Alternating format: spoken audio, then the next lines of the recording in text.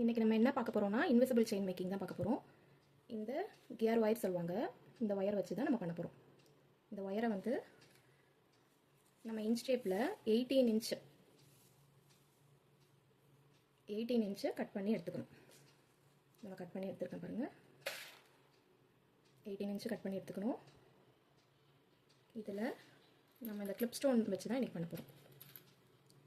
இந்த clip stone எடுத்து இந்த மேலே ஒரு ஹோல் இருக்கும், அந்த ஹோலில் போடணும். இன்விசிபிள் மேக்கிங்க்குன்ட்டு இருக்கும் இந்த பீட்ஸு, இது நம்ம வாங்கிக்கணும். இதில் நம்ம டிசைன்ஸ் வந்து நிறைய கிடைக்கும், ப்ளைனும் கிடைக்கும், டிசைன்ஸும் கிடைக்கும், சைஸும் நிறைய சைஸ் இருக்குது. நம்ம இது மீடியமான ஒரு சைஸ் எடுத்துருக்கோம். இதில் வந்து நான் எடுத்து வச்சுருக்கேன்.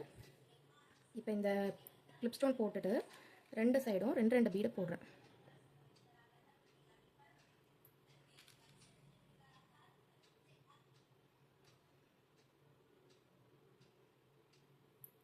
இப்போ ரெண்டு சைடும் ரெண்டு பீடை போட்டிருக்கேன். இதுக்கப்புறம் இதை கியர் லாக்குன்னு சொல்லுவாங்க, கியர் லாக். இதை வந்து ரெண்டு சைடும் ஒன்று போட்டுக்கணும்.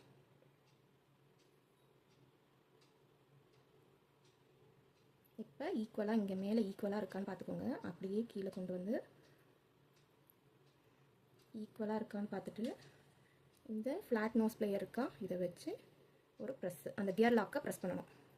பீட்ஸில் படாமல் கியர் லாக்கை மட்டும் ப்ரெஸ் பண்ணணும். இப்போ இது மூவ் ஆகாமல் இருக்கிறதுக்கு தான் இது போட்டாச்சா. இதோட இந்த பெண்டன்ட்டான வேலை முடிஞ்சிருச்சு. இப்போ இதுக்கப்புறம் வந்து சைடில் ஒன்று வைக்க போகிறோம். அதுக்கு நம்ம ஸ்கேலில் 5 சென்டிமீட்டரில் 5 சென்டிமீட்டருக்கு ஒரு மார்க் எடுத்துக்கோங்க. 5 சென்டிமீட்டர் கரெக்டாக எடுத்துக்கிட்டு இங்கே நம்ம பிடிச்சிக்கணும். இப்போ ஒரு கியர் லாக்கை மேலேருந்து போடுறோம்.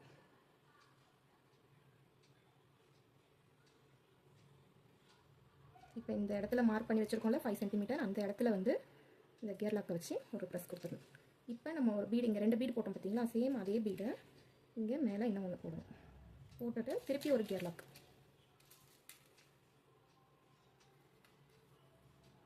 அகைன் ஒரு ப்ரெஸ் கொடுத்துருது. அவ்வளோதான், இது மூவ் ஆகாது. சேம் இதே மாதிரி இந்த சைடும் 5 இன்ச் எடுத்துகிட்டு அதே மாதிரி போடுவோம்.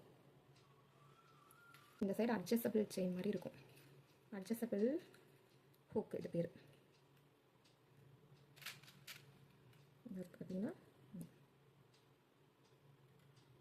இப்போ இந்த பெண்டன்ட்டோட லெஃப்ட் ஹேண்ட் சைடு ஹூக் வர மாதிரி போட்டுக்கணும். அதுக்கு முன்னாடி ரெண்டு கியர் லாக் போட்டு வச்சுட்டு அப்புறம் போடணும். 2 கியர் லாக் போட்டிருக்கேன்.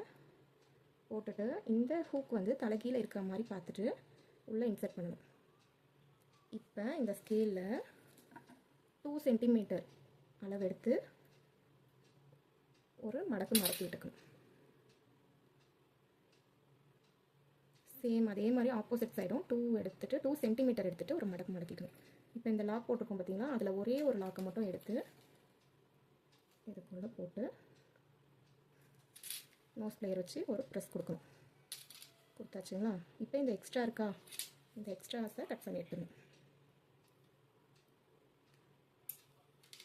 இப்போ உள்ளுக்குள்ளே ஒரு லாக் போட்டு வச்சுருக்கோமா, கியர் லாக், அதை இதில் கரெக்டான அதோட எட்ஜில் போடணும். அப்போ தான் முடியல மாட்டாமல் இருக்கும். இதோட கரெக்டான இதோட எட்ஜில் போட்டுட்டு சேம் ப்ரெஸ் பண்ணி முடிஞ்சிச்சிங்களா. சேம் இப்போ ஆப்போசிட் சைடு அதே மாதிரி இந்த சைடு வந்து சேம் 2 கியர் லாக் போடணும்.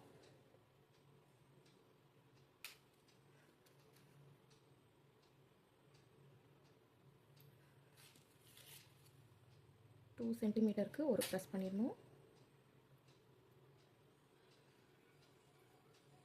ஒரு லாக் போடணும், ஒரு கியர் லாக் போட்டுட்டு ப்ரெஸ் பண்ணி விட்டுணும். ரெண்டுத்தையும் ஒன்றா போடக்கூடாது, ஒன்றை போட்டு ப்ரெஸ் பண்ணி விட்டுட்டு எக்ஸ்ட்ராஸை கட் பண்ணி எடுத்துகிட்டு தான் அடுத்து போடும். இல்லாட்டி அது போய் நம்ம ஹேரில் வந்து சிக்கும்.